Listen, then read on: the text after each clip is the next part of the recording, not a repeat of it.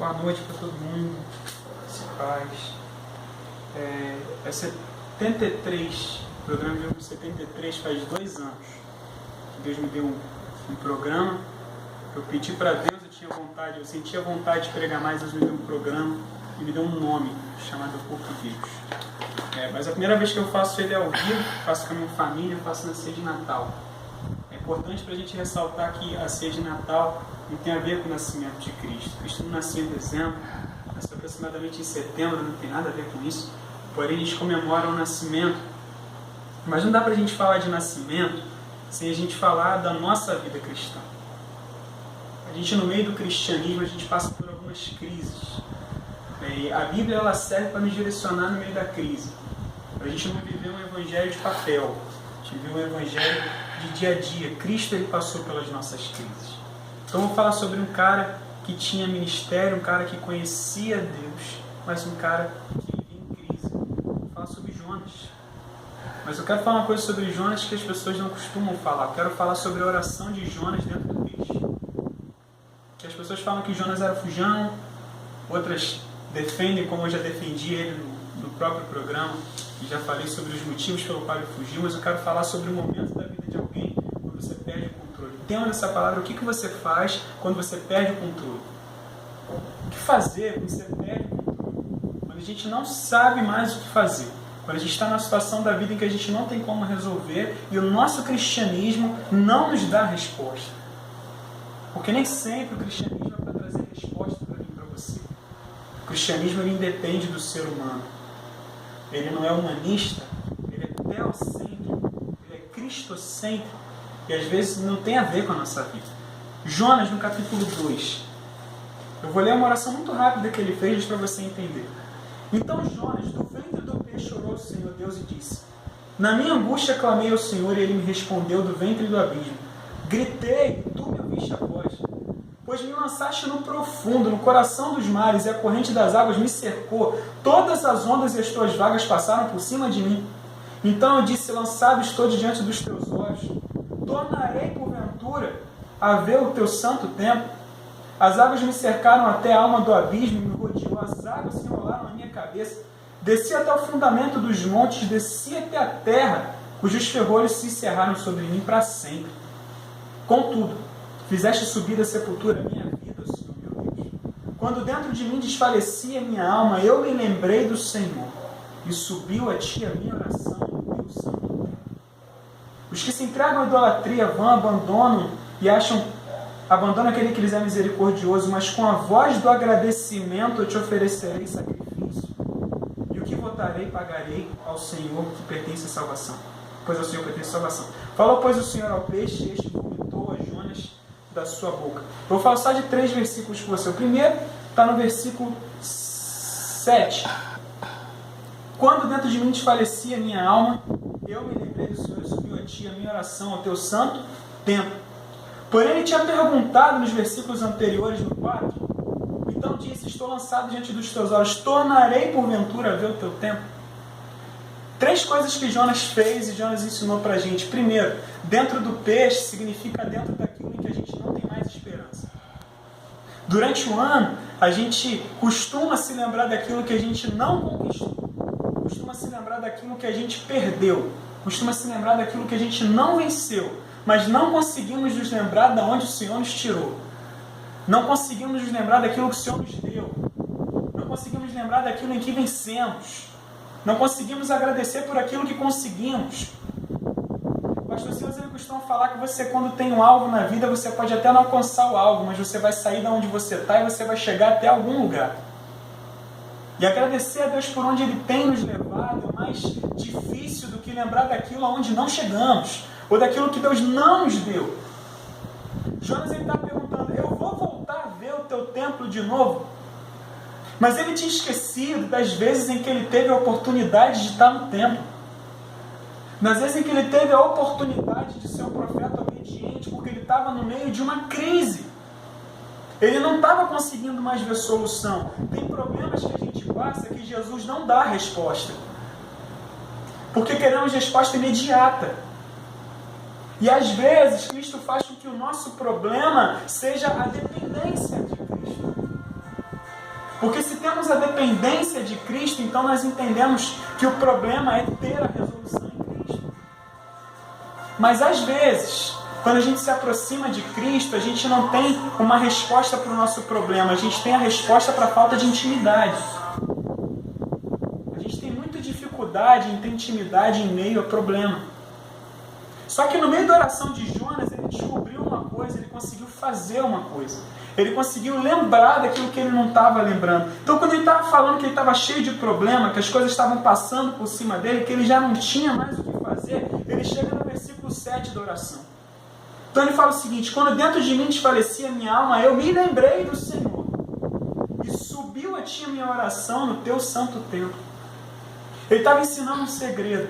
Quando a gente não tem mais o que fazer no meio da crise, a gente precisa se lembrar do que a gente fazia quando não estava em crise. De o que a gente fazia quando estava dando certo. De qual era a oração que a gente fazia quando Deus respondia. Da onde a gente buscava quando a gente não tinha. As orações que Jonas fazia quando ele era um profeta, como diz o livro de 2 Reis, que teve profecia cumprida. Ele não era um qualquer, ele era alguém que conhecia o Espírito Santo. A gente prega muito para pessoas que não conhecem Deus, mas o que fazer quando estamos na crise, conhecemos Deus e não queremos buscá-lo? Porque chegamos a uma época do nosso cristianismo em que nós viramos independentes de Deus.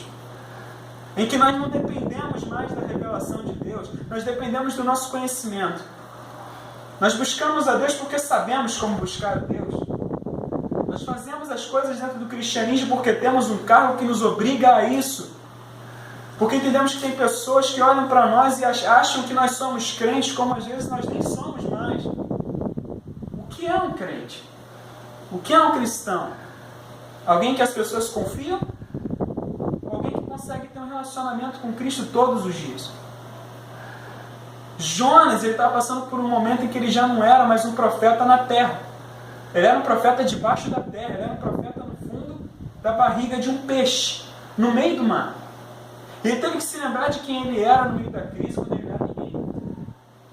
Às vezes, a gente está no meio de todo mundo, e está todo mundo bem, e aparentemente você está bem, mas dentro de você, você sabe que você está dentro de um peixe. Você sabe que a sua oração, ela já não está mais passando do teto. Você sabe que dentro de você, você já não tem convicção do Deus que você servia. Eu sei que de repente você que está ouvindo isso, está passando por isso. Todo mundo acha que você é crente, mas você não é. Todo mundo acha que você ainda ama Deus, mas você já não ama. Todo mundo acha que você ainda vai para o céu, mas sinceramente você nem sabe responder mais se você vai. No meio do cristianismo, o segredo é não perder Cristo.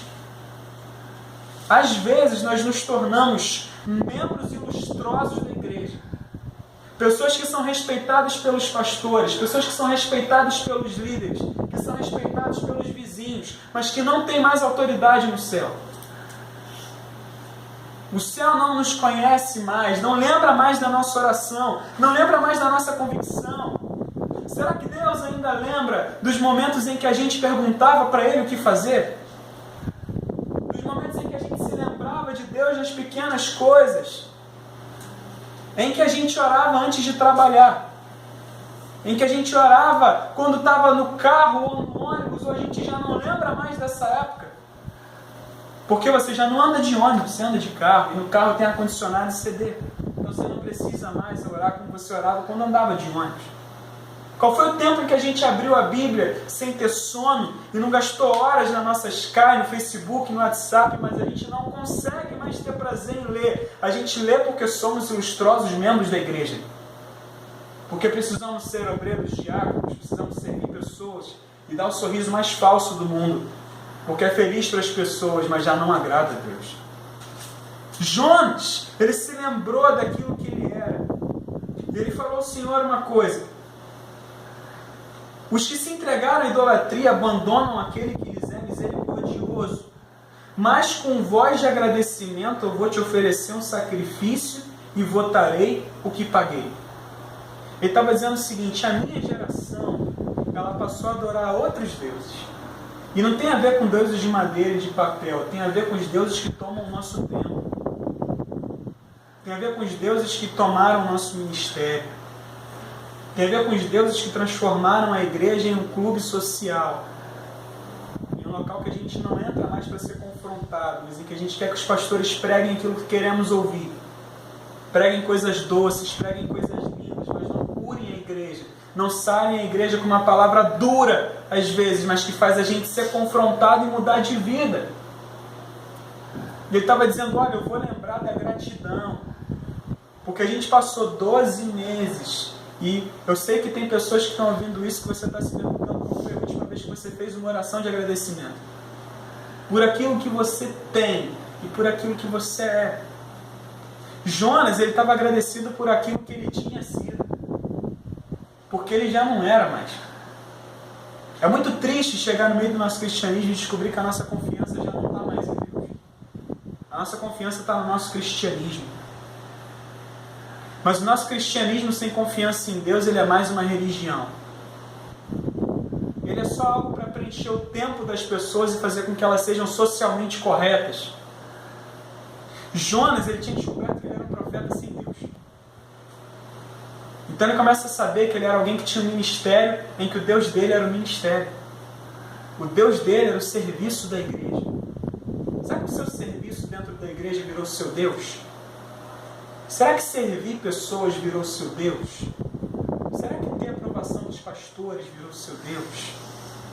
Será que as pessoas dizerem que você é um bom cristão e filho de Deus te tornou um cristão? Qual foi a última vez que Cristo se relacionou com a gente? Que ele encontrou um coração disposto para ele? Ou será que a igreja virou o nosso Deus? E não aquele a quem nós apresentamos Deus? E ele fecha dizendo uma coisa muito interessante, eu já fecho assim. Falou, pois, o Senhor ao peixe, e este vomitou a Jonas da terra. No meio das nossas crises, a gente precisa se lembrar para onde a gente está caminhando. Porque se a gente se perdeu no meio do caminho, a gente precisa começar a entender que nem sempre a resposta é voltar para o caminho, mas a resposta é reconhecer quem é Deus no meio do caminho. No meio do caminho é onde Deus não te dá a resposta. No meio do caminho é onde você precisa trabalhar sem resposta. Em toda a Bíblia, todos os profetas precisaram caminhar sem ter muitas vezes uma resposta, mas apenas tendo uma visão e uma fé. Ano de 2016 é um ano de vencer desafios. Mas como é que a gente vai vencer desafios se no meio do caminho a gente se perdeu e a gente não sabe mais quem a gente é? Eu convido você a fazer uma reflexão no Natal. E já fechando essa palavra, eu convido você a fazer uma reflexão sobre quem é você. Não quem foi você. Não quem você se tornou, mas quem você é agora. Se você é um crente que não ora, se você é alguém que já não tem relacionamento com Deus, se você é alguém que vive em pecado escondido, se você é alguém que já não consegue mais ser um cristão, mas que está dentro da igreja para viver uma vida social, eu te convido a entrar na crise de Jonas. Porque a crise de Jonas fez ele acordar, e quando ele acordou, ele teve uma resposta. Nem sempre a gente vai ter uma resposta no meio do caminho, mas às vezes a atitude que a gente tem no meio do caminho faz Deus abrir o céu e dar uma resposta. Que hoje a gente possa entender que no meio do caminho é o lugar onde a gente tem que movimentar os céus, porque as coisas elas acontecem na terra quando elas acontecem no céu, mas elas acontecem no céu quando movimentamos a terra. Essa é a oração do Pai Nosso. Faça assim a terra como é nos céus. Mas alguém está orando da terra. Então alguém passa a situação na terra e ora para que as coisas aconteçam no céu e possam acontecer na terra. Se nós não orarmos para que o céu venha à terra, então teremos uma terra sem céu. Se não descobrirmos coisas do céu na terra, não oraremos no céu. Nós somos cidadãos do céu. O que faremos no meio da crise? O que faremos quando perdemos o controle? Entre na crise de Jonas.